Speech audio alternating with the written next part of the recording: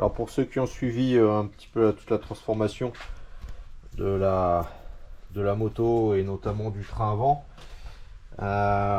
suite au premier essai assez concluant sur le train avant, mais qui a dévoilé un problème sur le train arrière, c'est j'avais mon phare qui dépassait un peu de trop. Donc j'ai refait une modification sur la boucle arrière. Donc du coup, la plaque, je l'ai réduite un petit peu pour qu'elle soit vraiment la plus petite possible, et je vais la passer derrière ici au lieu d'être devant. Je vais gagner, allez, 5 mm, 1 cm peut-être, en la repassant derrière comme ça. En plus ça la recule un petit peu, donc au lieu d'être là elle sera là. Bon, ça change pas grand chose, mais j'ai agrandi un peu les trous pour vraiment la mettre contre. Donc là déjà elle va venir en butée, ça va être propre. Et ici on voit bien donc la boucle arrière d'origine qui avait déjà été raccourcie. Donc en fait mon feu arrivait ici, et la roue, quand elle se compressait sur un gros saut, donc le problème c'est que l'amortisseur arrière ici, c'est pas de la super qualité ou du super matériel, hein, ça reste d'origine. Et maintenant que j'ai ma fourche de motocross, forcément on décolle beaucoup plus sur les sauts, on passe beaucoup mieux, mais du coup on ressent beaucoup plus que l'arrière était limite, même si c'était déjà le cas avant. Mais on morflait plus au niveau des bras, donc on sentait que le plus gros problème était l'avant. Maintenant que l'avant a été modifié, on a plus de détente, plus de rebond grâce à l'avant, donc on décolle plus, que ce soit en hauteur ou en longueur. Et donc ça soulage un petit peu l'amortisseur qui au niveau rebond retrouve un peu de souffle, puisque l'avant permet vraiment de faire rebondir mieux la moto et d'être entre guillemets plus légère, même si elle est plus lourde, mais plus légère à la détente après le saut. Sauf que lors de la compression, comme vous avez décollé plus, vous avez l'amortisseur qui vient en butée. Et la roue, comme j'ai gardé une roue de 19 pouces pour pas devoir racheter une jante qui coûte quand même 300-350 euros une jante, hein, c'est pas négligeable. Donc j'ai fait le pari, plus ou moins réussi, hein, on va dire que dans tous les cas, je me posais la question si j'allais devoir changer l'amortisseur. Là je me pose plus la question, on va falloir le changer, sachant que j'ai aussi ma béquille, même si je l'ai rallongée, elle est encore vachement limite. La moto elle devrait être comme ça, et en fait elle se retrouve comme ça. Je suis resté en 19 à l'arrière et 19 à l'avant, mais 19 à l'arrière c'est un peu gros, donc moi je vous conseille de pas prendre ce Dunlop Geomax MX53 en 190-19, déjà parce que il est trop large. Je pensais que ça allait passer parce que la Talaria par rapport à l'Assuron a un bras oscillant plus large, sauf qu'ils n'ont pas trop réfléchi. Moi je l'aurais pas fait comme ça si j'avais été à la conception chez Suron, c'est que je l'aurais fait passer par au-dessus, ici la chaîne. Alors fallait changer peut-être un peu le design du bras oscillant, hein, mais en tous les cas c'est dommage parce qu'ils agrandissent le bras oscillant, mais finalement vous pouvez pas mettre de pneus. Tout cet espace là il est perdu à cause de la chaîne qui, au lieu de passer, si l'arbre de sortie moteur était pas dans le même axe que le bras oscillant, ça permettrait de le faire sortir beaucoup plus à droite et de passer sur l'extérieur. Du coup là vous pourriez éventuellement utiliser toute la largeur du bras oscillant, donc mettre un vrai gros pneu de motocross. Ce que moi je n'ai pas pu faire malheureusement, donc j'ai fait des petites modifs pour pouvoir garder le maximum de place. Donc notamment j'ai mis une entretoise, alors je sais pas si on va la voir, c'est un peu compliqué. Là il y a une entretoise ici pour décaler la couronne, et j'ai mis des butées, donc décaler la couronne vers la droite, et j'ai mis des rondelles ici pour forcer la roue à aller vers la gauche. Donc en décalant avec les rondelles, même si les rondelles, bon, ça écarte un peu le bras oscillant, mais ça force quand même la roue à un peu aller sur la gauche. Et pour revenir sur une chaîne à peu près droite, j'ai mis cette entretoise au niveau de la couronne pour la redécaler vers la droite. Du coup, on fait gauche, droite et on revient à peu près dans le même axe. Ça fait une roue qui est légèrement décalée vers la gauche. Très honnêtement, au roulage, je pense pas qu'on puisse le sentir. Hein. Il y a quoi?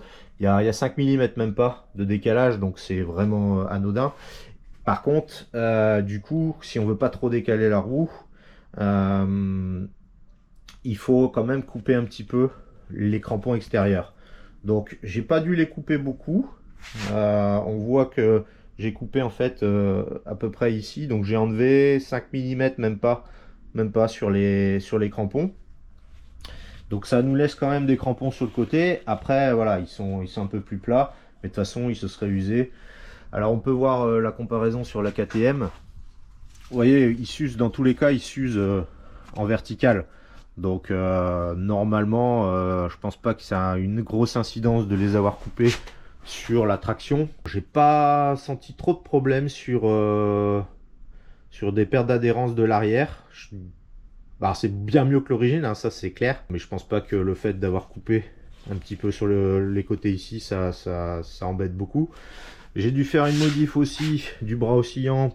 Donc j'ai rallongé la lumière ici pour pouvoir écarter au maximum. Donc parce que le pneu étant beaucoup plus large, beaucoup plus haut, et en ayant gardé une jante, c'est pour ça qu'il y en a beaucoup qui passent en 18 pouces, c'est pour regagner un petit peu en hauteur ici, pour pas venir toucher la boucle arrière, et notamment le phare et la plaque de la moto. Mais également ici, vous voyez là, donc moi j'ai quand même réussi à garder une certaine place pour pas qu'il y ait de cailloux qui viennent bloquer, taper ici. Donc là on a quand même la place de passer les doigts. Alors, du coup, comme vous pouvez le voir sur la KTM, on voit bien que l'axe du bras oscillant il est là et le pignon il est là. Et il est dans la chaîne, elle est sur le même axe vertical, le même plan vertical que le bras oscillant. Donc en fait la chaîne suit l'axe du bras oscillant. Donc du coup on voit bien la chaîne est très proche du bras oscillant. Du coup on peut mettre un pneu très très large. Ce que on n'a pas ici. Voilà, on voit bien que la chaîne elle est loin du bras oscillant, on perd 1 cm. Et donc, on perd ce centimètre, on le perd forcément sur le pneu. Donc, bref, vous avez compris le principe. Donc en gros, si je reviens sur ma modif ici, donc le phare était ici, je vais le décaler jusque là et au lieu qu'il soit ressorti parce qu'il sortait beaucoup, il sortait quasiment, voilà, il était à ça en hauteur. Donc là, je le renfonce dans le garde-boue. Alors, on va le voir un peu moins, mais bon, on reste à peu près dans la législation, j'espère. Mais vous allez voir que quand je remets ici ma boucle arrière, voilà, le phare en latéral, il dépasse quasiment plus. Et on a aussi ma plaque qui n'est pas remontée là, mais qui sera un peu plus en arrière et un peu plus aussi remonté. Donc j'espère comme ça, avec un amortisseur qui tient mieux la route, parce que je vais le changer. Bon, je ferai peut-être des tests avec celui-là, mais bon, ça m'embêterait de tout dégommer ma modif ici. Bon, on verra. Mais voilà, un amortisseur qui va se comprimer moins et qui va peut-être talonner moins, ça me permettra peut-être de plus toucher l'arrière, le dessous de la boucle arrière. Donc la boucle arrière, ce que j'appelle la boucle arrière, c'est toute la partie là que je suis en train de vous montrer. Ici, c'est toute cette partie là que j'ai déjà retouché plusieurs fois. Et vous voyez, en latéral là, bon, on peut pas faire plus fin, quoi. On peut vraiment pas faire plus fin. Donc j'espère que ça suffira et que le pneu va plus venir taper ici et m'arracher tout comme ça a pu être le cas lors des premiers essais. Donc voilà, donc je termine cette modif là. Je vais recouper ici. On va mettre un peu de lumière. Je vais recouper ici pour garder un peu de solidité. Donc je vais essayer de couper et de venir ici juste à ras. Juste à ras. Donc voilà, je vous montrerai juste après l'avoir coupé ce que ça donne. Et je vous montrerai aussi une fois remonté. Dernière modif qu'il va avoir aussi, c'est ce que j'ai remarqué, c'est que quand je roulais, voilà, on le voit bien là. Donc j'avais ce petit, voilà, qui est pas assez proche de la roue finalement. Et du coup, la plaque, c'est pareil sur les réceptions de gros sauts, la plaque venait appuyer un peu là. Et du coup, ça, le crampon, comme la roue tourne dans ce sens-là, le crampon venait s'accrocher là et venait me plier, voilà, se mettre comme ça et me plier le garde-boue. Voilà. Donc je vais essayer peut-être de le retailler un tout petit peu ou mettre une bavette à la place. Je vais tenter la bavette puisque j'ai du caoutchouc. Alors, le caoutchouc il est là.